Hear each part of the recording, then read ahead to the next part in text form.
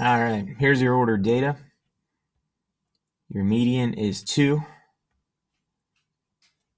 There are 9 numbers in the data set, so that's a number, so you have one true median.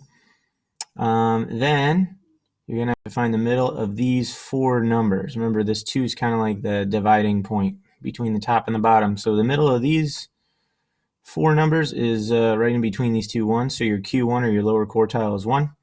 Your middle of these 4 numbers, 2, 3, 5, and 12, is right here between the 3 and the 5. And the number that comes after 3 but before 5 is obviously 4. So your upper quartile or your Q3 is 4. This is what it's going to look like as a box and whisker plot. Kind of weird, only one whisker. That's okay. That's what it looks like. Your range is going to be 11, and we found that by getting the top number and the bottom number and finding the difference between them. 12 minus 1 is 11. Your interquartile range would be the 2 edges of the box.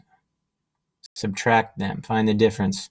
Or take your Q3 and your Q1 and subtract them. It's the same thing. 4 minus 1 is 3. So what is your better measure of variability? In this case, it will be the IQR. Most of the data values are between 1 and 3. So the interquartile range is a better description of your data set. Almost all of these numbers actually fit inside of the IQR. It's only the 5 and the 12 that sit outside of it. And then I also included this little part from the book here. Explain how an outlier affects the range of a data set.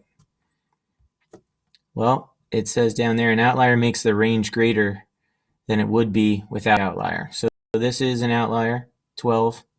Pretty much like I said, if you have an outlier or if you have a long whisker or 2 long whiskers, IQR is going to be the one that you choose. If you have a big difference between your range and your IQR, which 11 and 3 is a big enough difference, IQR is your better measure of variability. It's showing you that most of your data is clustered together, and you might have, 1, 2, or in this case it's just 1. That's kind of that oddball.